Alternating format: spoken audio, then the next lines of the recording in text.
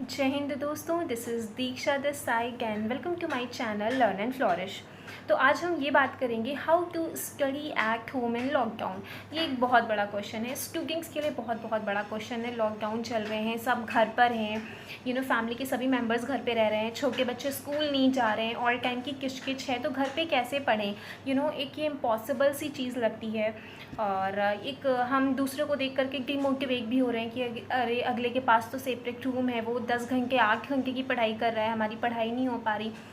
ठीक है, everything is right, सब कुछ सारी बातें सही है और सबके साथ ये प्रॉब्लम हो रही है जिनके पास अपना सेपरेट रूम नहीं है, या फिर जो हॉस्टल से वापस बुला लिए गए हैं, या फिर जिनके घर में बहुत कचर पचर रहती है बिकॉज सब लोग घर पर हैं लॉकडाउन की वजह से, कोई कहीं बाहर नहीं जा रहा, तो एक टाइम नहीं मिल पा रहा है, शांति नहीं मिल पा रही है पढ़ने के लिए।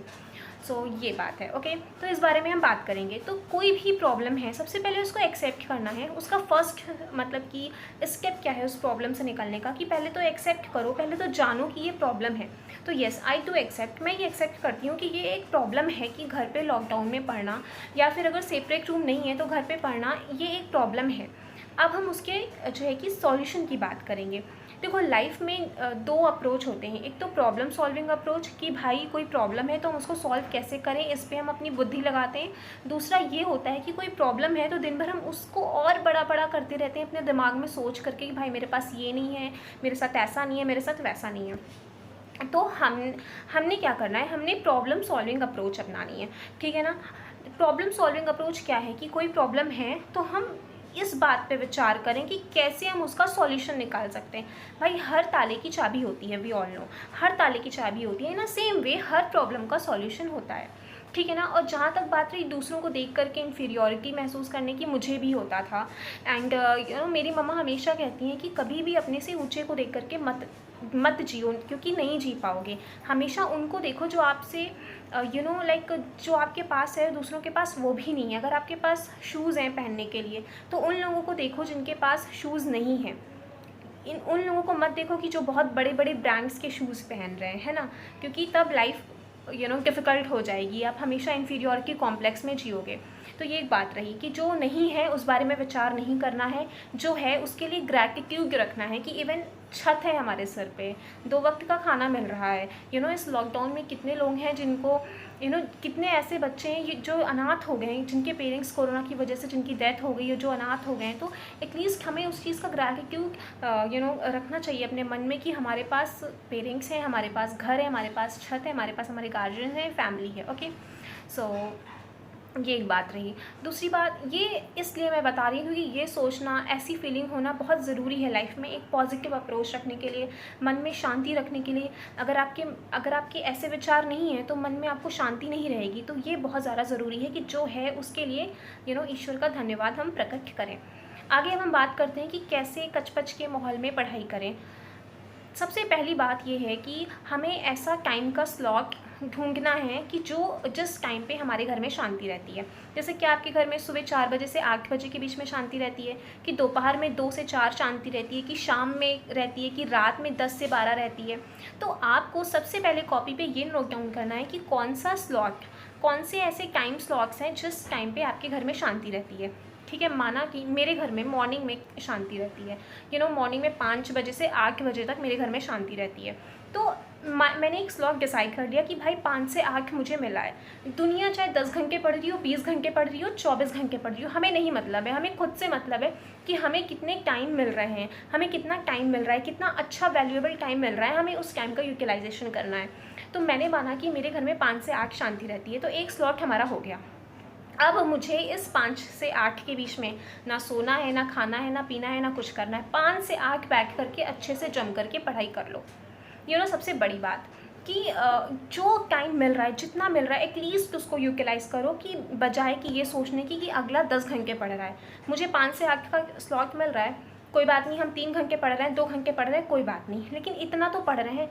ठीक है, एक 5 से 8 का स्लॉट हो गया। उसके बाद मान लो आपके घर में 12 बजे शांति रहती होगी, 11-12, 10 से 12 रात में शांति रहती है, तो एक 10 से 12 का स्लॉट कर लो, या जब भी आपके घर में शांति रहती है तो वो स्लॉट लिखो, फिर उस स्लॉट पे पढ़ाई करो। फिर उस स्लॉट पे अपना कोई अदर खाना पीना कुछ भी काम नहीं होना चाहिए। उस स्लॉट को बांध लो कि भाई मेरे पास ये टाइम है, मुझे इतना ही यूटिलाइज़ करना है, अच्छे से यूटिलाइज़ करना है, फ़ोन को एक साइड में रख करके। ठीक है ना। कि लाइक अब हम ये सोचें कि नहीं अब मैं तो अपने हिसाब से पढ़ूंगा, टाइम का ये टाइम टेबल होना चाहिए, इस हिसाब से पढ़ना है। नहीं भाई, देखो हमारे पास प्रॉब्लम्स हैं तो हम जो है कि हमें एडजस्ट करके चलना पड़ेगा, ठीक है ना। तो टाइम स्लॉट निकालना है, फिर जिस टाइम स्लॉट पे हमारे घर में शांति रहती है हमें उस तरह पढ़ना है। दूसरी बात ये रही कि एक बार आप पढ़ना शुरू करोगे, जब आपका डेडिकेशन आपके पेरेंट्स को दिखेगा, आपकी जो फायर है, आप में जो स्पार्क है, आपके पेरेंट्स को दिखेगा कि भाई ये तो पढ़ना चाह रही है, ये पढ़ना चाह रहा है, तो आपके घर वाले सपोर्टिव हो जाएंगे। लोग कहते हैं पेरेंट्स सपोर्ट नहीं करते, मुझे उन पर बहुत गुस्सा आती है। क्यों सपोर्ट करें, उनके पर्सपेक्टिव से भी तो सोचो, उनको आप में कोई स्पार्क, कोई फायर दिखनी चाहिए ना, तभी तो वो आपको सपोर्ट करेंगे ना। तो दिस इज़ वेरी इंपॉर्टेंट कि आप अपना डेडिकेशन दिखाओ, दिन रात एक कर दो, आप अपना डेडिकेशन दिखाओ, फिर आपके पेरेंट्स आपको सपोर्ट करेंगे, आपको घर में एक अच्छा माहौल मिलेगा, ठीक है ना। जब पहली सबसे इम्पॉर्टेंट बात यही है कि शांति वाला टाइम स्लॉट आपको दिमाग लगा करके लिखना है, ढूंढना है, फिर उस स्लॉट पे आपको पढ़ाई करनी है। आपका डेडिकेशन देख करके आपकी फैमिली आपको सपोर्ट करेगी। दूसरी बात, अगर आप और ज़्यादा पढ़ना चाहते हो कि नहीं भाई ये मुझे पूरे दिन ही पढ़ना है, तो हर शहर में हर एक डिस्ट्रिक्ट में डिस्ट्रिक्ट लाइब्रेरी होती है, राजकीय पुस्तकालय होता है, लगभग हर डिस्ट्रिक्ट में होता है, मेरे ज़िले में भी है।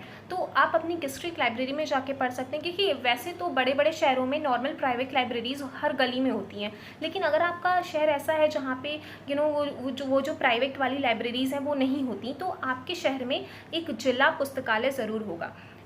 बहुत फेमस नहीं होता, इसीलिए लोगों को पता नहीं होता, लोग अवेयर नहीं होते इस बारे में। तो आप पता करें कि आपके डिस्ट्रिक्ट में कहाँ है ये।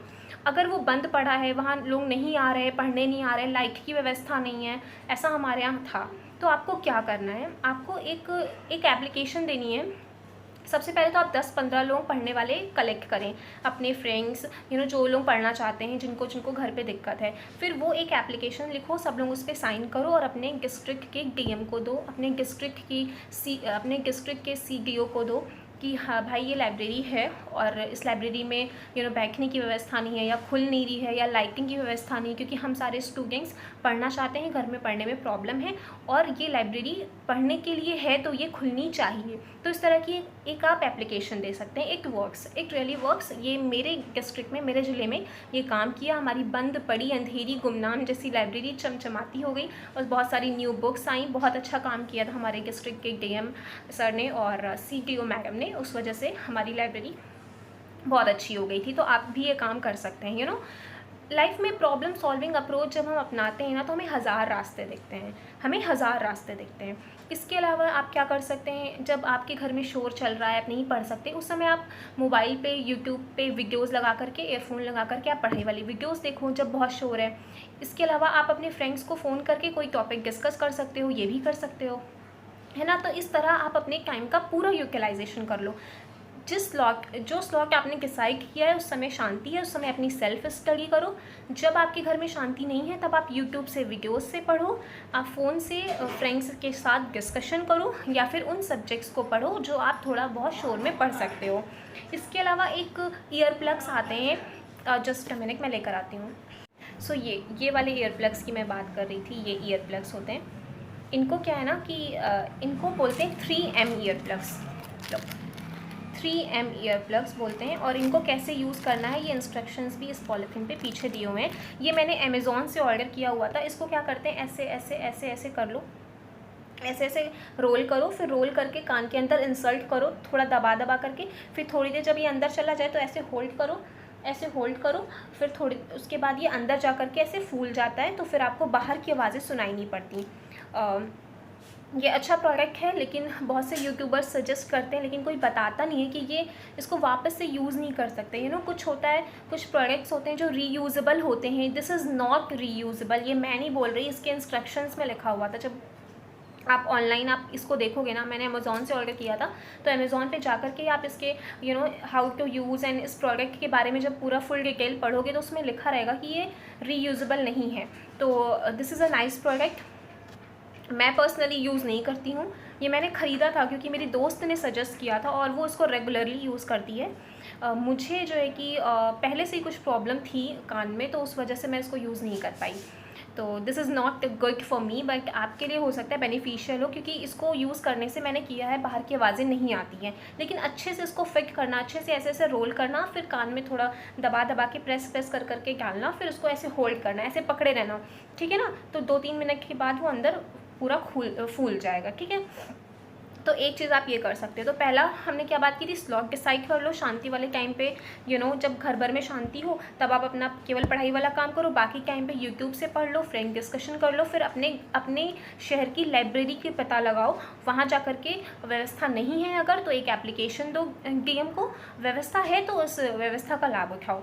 तो इस तरह हम बहुत सारी चीज़ें कर सकते हैं और बहुत सारी चीज़ों से जो है कि हम अपनी पढ़ाई कर सकते हैं। दूसरी बात, दूसरों को देख कर के डिमोटिवेट नहीं होना है कि वो 8 घंटा पढ़ रहे हैं, 7 घंटा, ठीक है यार, उनकी लाइफ है, उनकी लाइफ खुश हो उनके लिए कि लाइक वो पढ़ सकते हैं, वो कर सकते हैं, और आपको जो टाइम मिल रहा है उतने में करो। आपके पेरेंट्स देखेंगे, फैमिली देखेगी, एवरीवन विल सपोर्ट यू। और सबसे बड़ी बात है, आपको खुद को सपोर्ट करना होता है, कोई दूसरा आके सपोर्ट नहीं करता।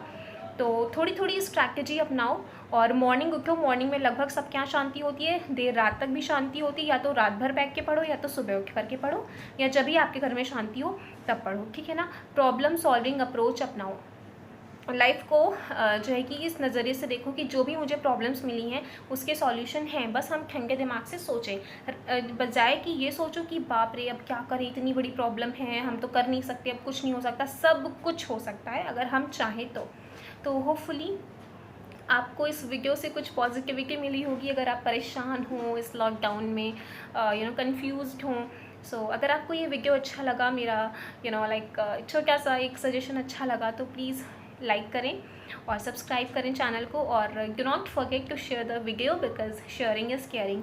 और हाँ, अगर आप ऐसे वीडियोस चाहते हैं लाइक या फिर कोई सजेशन है, then do let me know in the comment section. जय हिंद।